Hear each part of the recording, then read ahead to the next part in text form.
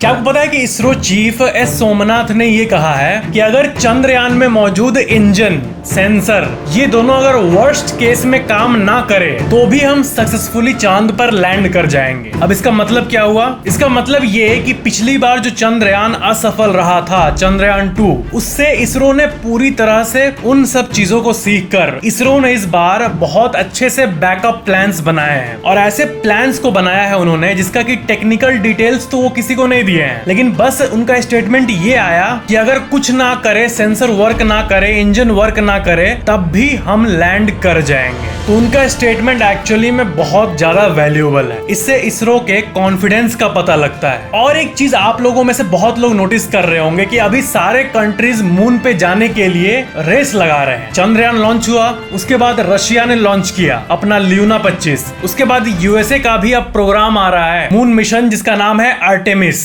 और चाइना भी अब लॉन्च करने वाला है। तो आपको कुछ पैटर्न नजर आ रहा है कि इतने देश अचानक से क्यों रेस कर रहे हैं? तो इसका आंसर ये है कि चांद पर ऐसे कई रेयर मिनरल्स है जिसको कि हर देश पाना चाहता है। ये रेस के रीजंस में से एक है। स्कैंडियम, इट्रियम, ये सब कुछ मिनरल्स है जो कि स्मार्टफोन्स में यूज होते हैं, जो कि धरती पर ज्यादा मात्रा में मौजूद नहीं है लेकिन मून पर बहुत है। तो सिर्फ दूसरे देश को प्रूव करना ये तो रीजन है ही, और दूसरा रिसर्च करना ये तो रीजन है ही, लेकिन मून पर मौजूद मिनरल्स का एक्सप्लोर करना ताकि देश को प्रॉफिट हो, ये one of the main motives है सभी देशों का, और इसलिए सारे देश रेस में लगे हुए हैं। नेक्स्ट इंटरेस्टिंग फैक्ट, इजिप्ट में एक राजा थे जिनका नाम है किंग टूट।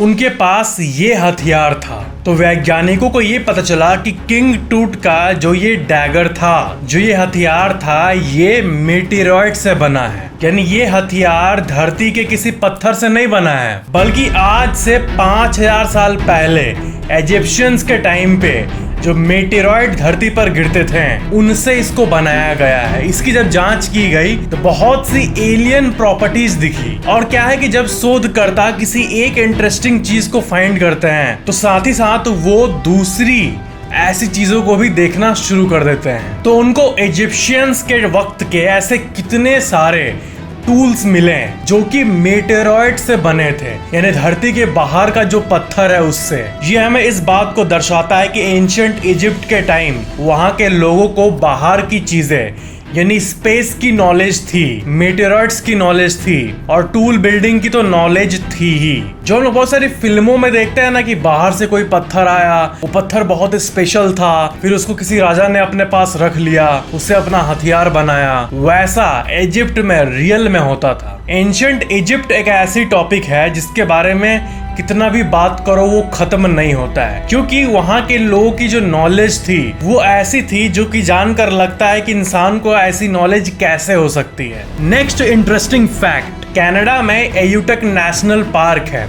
उसके अंदर एक बहुत ही ऊंचा पहाड़ मौजूद है जिसका नाम है माउंट थॉर, और ये 5495 फीट ऊंचा है, यानी करीब 1675 मीटर। और इसके बारे में ये एक फैक्ट है कि ये विश्व का सबसे ऊंचा वर्टिकल ड्रॉप है, यानी कोई इंसान अगर यहाँ से कूदता है तो आप करीब 1 किलोमीटर तक नीचे गिरते रहोगे। और जब वहां से कोई इंसान कूदता है तो उसको कूदने के बाद मान लो अभी जंप किया, वो नीचे गिर रहा है, गिर रहा है, गिर रहा है, गिर रहा है। अभी 3-4-5 सेकंड हुए हैं, इतना भी एनफ नहीं है नीचे डिस्टेंस कवर करने के लिए, क्योंकि अगर कोई इंसान वहां से कूदता है तो 26 सेकंड्स तक वो नीचे गिरता रहेगा, फिर फाइनली समथिंग को हिट करेगा नीचे। रफली 26 सेकंड तक वो इंसान नीचे गिरता रहेगा। ऐसा उसका एंगल बना हुआ है और इतना उसका ऊंचाई है, और वो ऐसे शेप में है, हल्का टेढ़ा। तो गिरने के बाद वो नीचे पहाड़ को हिट नहीं करेगा बल्कि जमीन को हिट करेगा। ये वर्ल्ड का लार्जेस्ट वर्टिकल ड्रॉप है। Next interesting fact, dissociation. मैंने आपको बहुत सारी दिमागी बीमारियों के बारे में बताया है, अजीब अजीब। किसी में किसी को चौक खाने का मन करता है, किसी में किसी को पानी से डर लगता है। तो दिमाग जो है इसकी कोई हद नहीं है कि ये कितने वियर्ड चीजों को हमें दिखा सकता है। तो डिसएसोसिएशन नामक एक साइकोलॉजिकल फीलिंग होती है जिसमें आप अपने सेंसरी एक्सपीरियंसेस से डिसकनेक्टेड फील होते हो, सेंस ऑफ सेल्फ आपका चला जाता है, यानी एक अजीब स्टेट जिसमें आपको समझ नहीं आता है कि आप कहाँ हो और क्या कर रहे हो। ऐसा आप लोगों में से शायद कभी रैंडमली आप लोगों को लगा होगा, चांसेस कम है लेकिन हो सकता है। लेकिन डिसएसोसिएशन इसी को कहा जाता है कि आपको लगेगा कि मैं कहाँ हूँ, ये यूनिवर्स में मैं एक प्लेनेट पे एक घर के अंदर बैठा हूँ, मैं कहाँ हूँ, मैं कौन हूँ। आपको अजीब अजीब ऐसे थॉट्स आएंगे। ऐसे थॉट्स यूजुअली लाइफ में किसी ट्रॉमा के बाद या फिर फॉर एग्जांपल किसी फैमिली मेंबर के डेथ के बाद आती है, उसके सबसे क्लोज्ड वन को। कोई नेगेटिव इवेंट होता है तब इस डिसएसोसिएशन को लोग बहुत बार फील करते हैं। दिमागी बीमारी हमेशा जान लो कि फिजिकल से बहुत ज्यादा खतरनाक होती है, क्योंकि फिजिकल चीजों को तो हम क्योर वगैरह कर सकते हैं, लेकिन दिमागी बीमारी पहली बात स्पॉट करने में मुश्किल होती है। कोई इंसान ऊपर से हंस रहा हो लेकिन हो सकता है कि दिमागी तौर पर वो अंदर से बहुत बीमार हो, और वही दूसरी तरफ कोई इंसान ऊपर से चुपचाप शांत टाइप का दिख सकता है लेकिन अंदर से वो पूरा कंटेंट हो, सेटिस्फाइड हो। तो किसी इंसान के मानसिक स्थिति को जज करना ये सबकी बस की बात नहीं है। डिसएसोसिएशन को जनरली इस फोटो से डिपिक्ट किया जाता है। ये इसलिए क्योंकि इसमें आप देख सकते हो पहले एक चेहरा बना हुआ है, उसके बाद वो टूट रहा है, फिर और ब्रोकन हो रहा है, एक तरह से वो डिसएसोसिएट हो रहा है इस दुनिया से। नेक्स्ट इंटरेस्टिंग फैक्ट, क्या आपको पता है कि जो हिप्पोपोटामस वाटर बॉडीज यानी किसी भी तालाब या फिर झील के सामने रहते हैं, वो हिप्पोपोटामस एक दिन में लगभग 16 घंटे पानी में ही बिताते हैं। पहली बात, वो अपने सांस को 5 मिनट तक रोक सकते हैं नॉर्मल हवा में खड़े। और उनके बारे में एक फैक्ट ये है, अजीब सा लगेगा आपको, कि वो पानी के अंदर सो सकते हैं, मतलब पानी के अंदर ही जाकर अनकॉन्शियसली सो सकते हैं आराम से। ऐसा इसलिए क्योंकि उनके बॉडी में एक ऐसा ऑटोमेटेड सिस्टम, जिसे कि रिफ्लेक्स कहते हैं, एक ऐसा ऑटोमेटेड सिस्टम बना हुआ है जिसमें वो सोए हुए रहते हैं। मान लो वो पानी के अंदर सोए हुए हैं, 5 मिनट का टाइम खत्म, तो उनका बॉडी अपने आप पानी के ऊपर आकर उसके नाक को ऐसे बाहर निकालता है, उसका बॉडी फिर सांस लेता है, फिर वापस वो पानी के अंदर चला जाता है। और ये सब तब जब हिप्पोपोटामस सोया हुआ रहता है, वो कॉन्शियस भी नहीं रहता है। हिप्पोपोटामस का जो बॉडी है वो ये चीज ऑटोमेटिकली हर 5 मिनट में कर रहा होता है ताकि वो आराम से सो पाए। जब तक वो सोते रहेगा तब तक ये ऑटोमेटिकली होता रहेगा। मतलब उनका जो शरीर है वो पानी में सोने के लिए एक अजीब तरह से डेवलप हो रखा है। तो हर 5 मिनट में उसका शरीर ऊपर आता है, गहरी सांस लेता है और फिर वो बॉडी नीचे चला जाता है, फिर 5 मिनट बाद फिर ऊपर आता है सांस लेने के लिए एक बार। नेक्स्ट इंटरेस्टिंग फैक्ट, मंगोलिया में एक मम्मी पाया गया था। मम्मी के बारे में आपको पता ही होगा, पुरानी हजारों साल पहले की बॉडीज जिनको स्पेशल रसायनों से, केमिकल से प्रिजर्व करके रखा गया है और इसलिए बॉडी आज तक नहीं गला है और वो बॉडी वैसा है कि वैसा ही है। तो मंगोलिया में ऐसा एक मम्मी मिला था। और सबसे अजीब बात सुनो, ये जो मम्मी था इसके पैर में एक जूता लगा हुआ था और वो जूता वैज्ञानिकों के हिसाब से अभी का जो मॉडर्न एडिडास शूज है उसके एक डिजाइन से मैच कर रहा था, डिजाइन भी और कलर भी। और ये तब जब उसके बॉडी को खोला गया तब हमें दिखा Adidas shoes, allegedly Adidas shoes. और इसकी एज करीब 1100 से 1500 साल की थी, इस बॉडी की एज। एडिडास की स्पोर्ट्स शू, आप डिजाइन को देख सकते हो, रेड कलर का जो डिजाइन है ये एडिडास में एक्चुअल में है और यही शूज उस मम्मी में भी पाया गया है। अब कैसे उसके पास गया, बाद में किसी ने लगा दिया, मे बी छेड़खानी तो हो ही सकता है, या फिर मिस्ट्री ये है कि उस टाइम कैसे कोई टाइम ट्रेवल करके उस टाइम जूता भेज दिया, क्या हुआ ये अभी तक सॉल्व नहीं हुआ है। और मंगोलिया में पाए गए उसी मम्मी को अभी तक प्रिजर्व करके रखा गया है। नेक्स्ट इंटरेस्टिंग फैक्ट, स्टैट्स के हिसाब से आप जो सपने देखते हो, आप सपने का 90% उठने के 10 मिनट के अंदर ही भूल जाते हो। क्या ये आपके साथ होता है? बहुत लोग का तो ये कहना है कि उनको सपना आता ही नहीं है और जिनको आता है वो उठने के 10 मिनट के अंदर सब भूल जाते हैं, बाद में अचानक से याद आती है। तो एक अजीब सी चीज है कि हमारा ब्रेन भले ही उस सपने को कितना भी इंटेंसली देखे, लेकिन 100 में से 1-2 बार ही होता है जब हमें कुछ ऐसा सपना दिखे जिसके बारे में हम दिन भर सोचते रहे। नहीं तो नॉर्मली उठने के बाद हम अनकॉन्शियसली ही सपने को भूल जाते हैं, जो भी सपना देखे। सपनों को हमेशा विज्ञान और आध्यात्म, स्पिरिचुअलिटी ने भी एक साइन की तरह बताया है, कुछ संकेत। साइंस के हिसाब से हमारा बॉडी कुछ संकेत देना चाहता है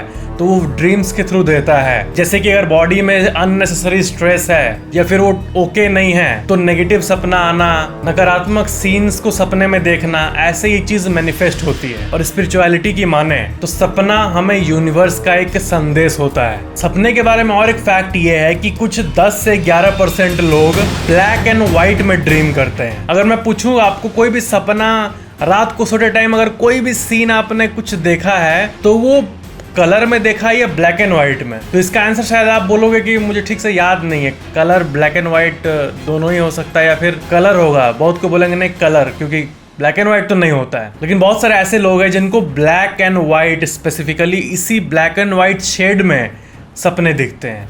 अब ये क्यों दिखते हैं ब्लैक एंड व्हाइट में, ग्रे कलर में, ये किसी को नहीं पता। नेक्स्ट इंटरेस्टिंग फैक्ट, ये फैक्ट आप में से बहुत लोगों ने सुना होगा। आपने बचपन से ये सुनते आया है कि कुत्तों का जो सेंस होता है वो बहुत ही ज्यादा स्ट्रांग होता है किसी भी और नॉर्मल हम लोग डे टू डे लाइफ में क्रीचर्स देखते हैं उससे। ऐसा पैरानॉर्मल इन्वेस्टिगेटर्स का मानना है कि क्योंकि कुत्ते स्पिरिट्स, नेगेटिव एनर्जीज को सेंस कर लेते हैं, तो इसलिए अगर कोई कुत्ता किसी को ध्यान से देखे, मान लो ऐसे देखे या फिर फोकस से देखते रहे तो ये एक्चुअली में अच्छा संकेत नहीं होता है। इस बात का कोई वैज्ञानिक साइंटिफिक तर्क नहीं है, लेकिन इन्वेस्टिगेटर्स और जिनको ऐसा एक्सपीरियंस हुआ है और जिनको पैरानॉर्मल एक्सपीरियंसेस हुए हैं उनका ये कहना है कि कुत्ता अगर एक जगह रुक के आपको फोकस से देखते रहे और वियर्ड तरीके से देखते रहे, अजीब एक आंख खोल के, तो ये अच्छी बात नहीं है। कुत्ते हमेशा बहुत डायनामिक एक्ट करते हैं, जैसे कि वो इधर देखते हैं फिर उधर देखते हैं, उनका आंख हमेशा इधर से उधर होते रहता है। लेकिन अगर किसी इंसान को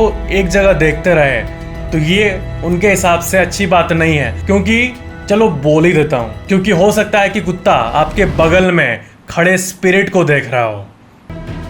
नेक्स्ट इंटरेस्टिंग फैक्ट, ये एक बहुत ही अजीब सी बात आपको लगेगी, लेकिन आप जब ब्लिंक करते हो, एक बार पलक झपकाए, तब इस दुनिया में कोई ना कोई मर रहा होता है। मतलब टेक्निकली विथ एवरी ब्लिंक, हर एक ब्लिंक के साथ कोई ना कोई मर रहा है रियल टाइम में। ये एक नेगेटिव लॉजिकल फैक्ट है जो कि सुनने में बहुत वियर्ड सा, अजीब सा लगता है। नेक्स्ट इंटरेस्टिंग फैक्ट, क्या आपने पावर रेंजर्स नाम के शो के बारे में सुना है? बहुत लोग तो मुझे कहेंगे कि सुना क्या है, बचपन में तो देखा भी है पावर रेंजर्स। तो पावर रेंजर में जिस एक्टर ने लाल पावर रेंजर का रोल किया था, रेड वाला, उस एक्टर का नाम है रिकार्डो मेडिना जूनियर। पावर रेंजर तो बहुत पहले ही शट डाउन हो गया था, लेकिन यही एक्टर के बारे में बाद में एक बात आई 2017 में, एक केस के बारे में पता चला जिसमें कि कोर्ट ने उन्हें गिल्टी पाया और उनको सजा दिया। और वो क्या था पता है? उन्होंने अपने एक रूममेट जो कि उनके साथ रहता था, उसको जान से मार दिया था। उसके पास एक स्वॉर्ड था।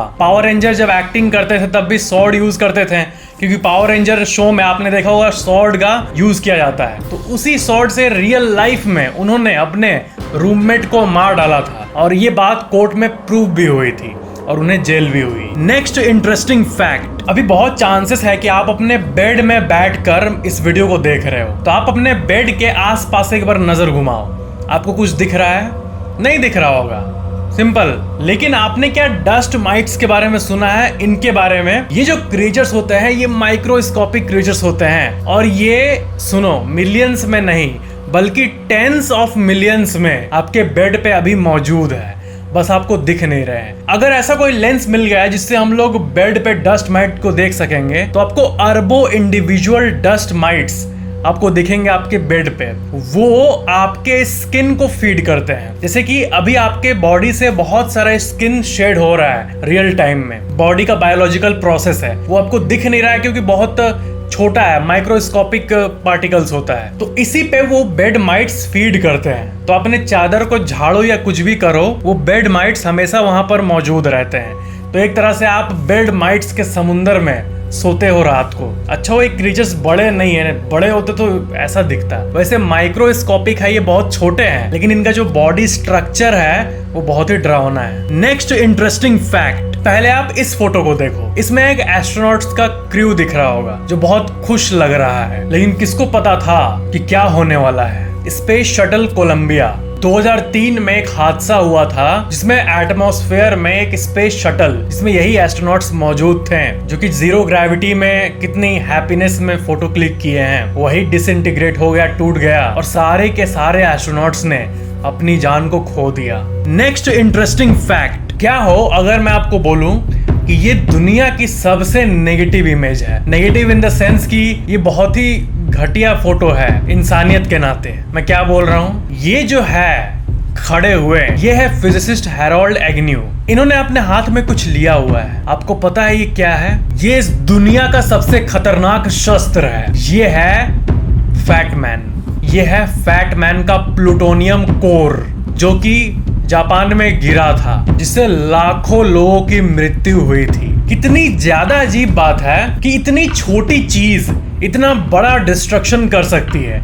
इस छोटी सी चीज में, इस प्लूटोनियम कोर में इतनी ताकत है जो पूरे शहर को तबाह कर दी थी। उसी को अपने हाथ में लिए हुए हैं। ये लाखों फैमिलीज को ये जो छोटी सी चीज हाथ में लिए हुए हैं इसी ने बर्बाद किया है। तो इसलिए ये बहुत ही एक नेगेटिव वे में हिस्टोरिक पिक है, एक बहुत ही हॉरिफिक सा इमेज है। आप इसको देखो, ये है हिरोशिमा में जब वो ड्रॉप किया गया था उसके पहले शहर का एरियल व्यू कैसा है, और बाद में एक ड्रॉप में पूरा शहर खत्म। जो एरियल व्यू में बिल्डिंग्स दिख रहे थे वो सब गायब, सब कुछ मिट्टी में मिल गया था। नेक्स्ट इंटरेस्टिंग फैक्ट, क्या आपने रेडियम गर्ल्स के बारे में सुना है? रेडियम गर्ल्स उन लड़कियों को डिनोट करने के लिए इस्तेमाल किया जाता है जो 1920 के समय अमेरिका में घड़ियां बनाती थी, जैसे वॉल क्लॉक या फिर हैंड क्लॉक। लेकिन इस चीज में एक अजीब सा ट्विस्ट है, उस टाइम उतनी नॉलेज नहीं थी रेडिएशन को, उतने गाइडलाइंस नहीं थे गवर्नमेंट द्वारा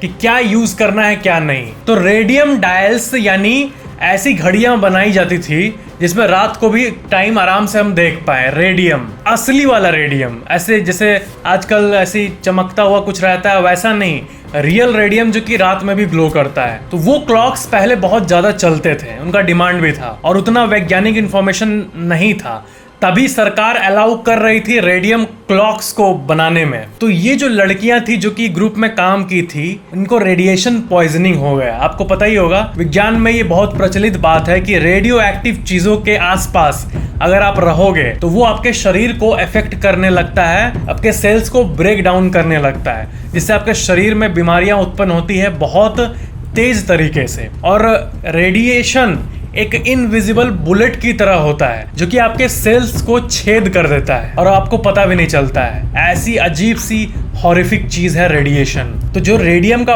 पेंट था वो रेडियो एक्टिव था, उस टाइम उतनी नॉलेज नहीं थी, इसलिए उनको पता है क्या कहा गया था। एक स्पेसिफिक बात है, उनको ये कहा गया था कि जब आप रेडियम से ऐसे छोटा सा ब्रश जो होता है, जैसे छोटा सा पेंट ब्रश टाइप का, उससे कर रहे होते हैं, तो उनको ये कहा जाता था कि वो जो पेंट है वो हार्मलेस है, उससे कुछ नहीं होता है। तो वो पेंट करते करते वो बहुत फैल जाता था, ठीक है। तो उनको ये कहा जाता था कि आप अपने लिप्स से उसको फिर से समेट के उसको और पतला करके फिर अच्छे से डिजाइन करना शुरू करना।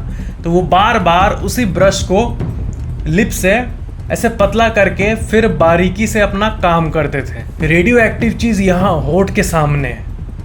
ये नॉलेज नहीं होने का एक बहुत बड़ी गलती है। बहुत सारी लड़कियां अपने नेल्स को उसी रेडियम पेंट से पेंट कर देती थी, ऐसे ही प्लेफुल मूड में कि देखो मेरा नेल चमक रहा है, लेकिन उनको क्या पता था कि वो अपने बॉडी को खोखला कर रहे हैं। तो ये जो ग्रुप ऑफ गर्ल्स थी जो इसका शिकार हुई, इन्हीं को कहते हैं द रेडियम गर्ल्स। और सबसे अजीब बात ये है कि जो ये रेडियो एक्टिव सब्सटेंसेस होती है जिसके सामने जाने पे हम लोग को नेगेटिव असर होता है शरीर में, इन सब्सटेंसेस का जो शेल्फ लाइफ होता है, यानी कितने दिनों में वो हार्म करना बंद कर देगा, ये भी बहुत ज्यादा होता है। अगर हम कंपेयर करें नॉर्मल समय को, तो जैसे कि 1500 साल, 10,000 साल, 50,000 साल, ऐसा इनका लाइफ होता है। अब जैसे चेरनोबिल में जो हादसा हुआ था, पूरा शहर रेडियो एक्टिव बन गया था, स्पेसिफिकली वो प्लांट का एरिया जहाँ पे अब कुछ भी नहीं बन सकता, क्योंकि वहां पे कोई जाएगा ही तो उसको बीमारी तुरंत शुरू हो जाएगा। तो वो जगह 20,000 साल बाद तब जाके उसका रेडियो एक्टिविटी खत्म होगा। यानी अभी 2023 चल रहा है ना, तो इसमें और 20,000 को ऐड कर दो, यानी 22,023 जब आएगा तब जाके उस जगह को क्लीन करके गवर्नमेंट या कोई नया प्लांट सेट कर सकता है। तब तक वहां पर कोई कुछ छू नहीं सकता बिल्कुल भी। कितनी अजीब बात है। सब्सक्राइब करके बेल आइकन जरूर ऑन कर लेना।